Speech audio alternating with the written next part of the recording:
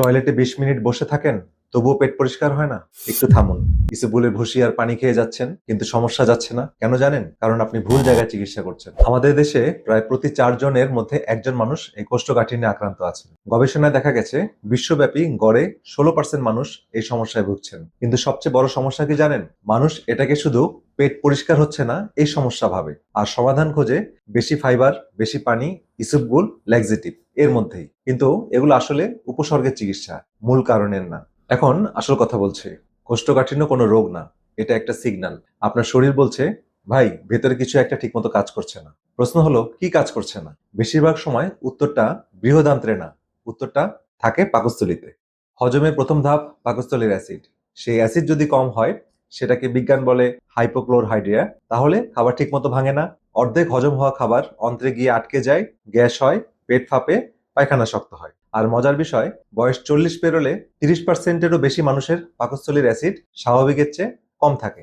এখন আমাদের জানতে হবে কেন 90% মানুষ ভুল চিকিৎসা করছে। তো এখন আমরা দেখি, বুক জ্বালা হলে আমরা সাধারণত কি করি? বুক জ্বালা পোড়া করলে আমরা অ্যান্টাসিড খাই, গ্যাসের ওষুধ খাই, অমিপ্রাজল, লেনডিডিন এই জাতীয় ওষুধ খাই বছরের পর বছর। এগুলো আসলে কি করে? এগুলো পাকস্থলীর অ্যাসিডকে আরো কমিয়ে দেয়। তারপর কি হয়? হজম আরো খারাপ হয়, কোষ্ঠকাঠিন্য আরো বাড়ে। গবেষণায় দেখা গেছে দীর্ঘদিন বা দীর্ঘমেয়াদী যদি কেউ প্রোটন পাম্প ইনহিবিটর অর্থাৎ বিভিন্ন ওমিপ্রাজল, প্যান্টোপ্রাজল, লিসোমেপ্রাজল, ডেসল্যাক্সোপ্রাজল এই জাতীয় প্রাজল জাতীয় ওষুধ ব্যবহার করেন, তাহলে অন্ত্রের ব্যাকটেরিয়া ভারসাম্য নষ্ট হয় এবং হজমের সমস্যা বাড়তে থাকে। মানে আমরা সমস্যা সারাতে গিয়ে এটাকে আরো বাড়িয়ে দিচ্ছি। দ্বিতীয় যেটা কারণ, যেটা সবাই অনেকে উড়িয়ে দেন, সেটা হচ্ছে স্ট্রেস বা মানসিক দুশ্চিন্তা। মানে এটা কিন্তু আসলে খুব বড় একটা ইম্প্যাক্ট ফেলে। তো আপনি যখন টেনশনে থাকেন, শরীর সেটাকে বিপদ মনে করে, তখন রক্ত প্রবাহ পেশিতে চলে যায়, হজম থেকে সরে যায়। এটাকে বলে fight or flight response.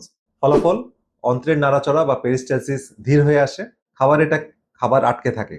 Harvard medical স্কুলের গবেষণায় স্পষ্ট বলা আছে, দীর্ঘমেয়াদী স্ট্রেস সরাসরি ইরিটেবল বাওয়েল সিনড্রোম এবং কোষ্ঠকাঠিন্যের সাথে সংযুক্ত। তাই যত ইসবগুল খান, যদি ঘুম 5 ঘন্টা হয়, সারাদিন মোবাইলে নোটিফিকেশন আসে, অফিসে বসে চিৎকার চেঁচামেচি শোনেন, তাহলে কিন্তু কোনো কাজ হবে না। তৃতীয় যে কারণটি এখন বলছি, সেটা হচ্ছে একই সমাধান সবার জন্য কাজ করে না। কারো শরীর হয়তো কার্বোহাইড্রেট ভালোভাবে হজম করতে পারে, কারো করে না। কারো ফাইবার সহ্য হয়, কারো ক্ষেত্রে সেটা আরো গ্যাসে রূপান্তরিত হয়। আপনি হয়তো শুনছেন যে ফল ফাইবারের রাজা, কিন্তু কিছু মানুষের ক্ষেত্রে ফুড ম্যাপ যুক্ত ফল যেমন আপেল, নাশপাতি কোষ্ঠকাঠিন্যকে আরো বাড়িয়ে দেয়। এটা গবেষণাতেও প্রমাণিত। মানে আপনার বন্ধুর জন্য যেটা ম্যাজিকের মতো কাজ করে, সেটা আপনার জন্য বিষ হতে পারে। তাহলে এখন প্রশ্ন হচ্ছে, কি করতে হবে? প্রথম কয়েক সপ্তাহ নিজেকে পর্যবেক্ষণ করুন। কোন খাবার খেলে পরের দিন পেট ভালো থাকে, কোনটা খারাপ, একটা ছোট নোটবুকে লিখে রাখুন। দ্বিতীয়, খাবারের 30 মিনিট আগে পানি খান, খাবারের সাথে খাবেন না। খাবারের সাথে পানি পাকস্থলীর অ্যাসিড পাতলা করে দেয়। তৃতীয়ত হচ্ছে, ভালোভাবে চিবিয়ে খান, প্রতি গ্রাস কমপক্ষে 20 থেকে 30 বার। হজম অর্ধেক মুখেই হবে। চতুর্থ হচ্ছে ঘুম।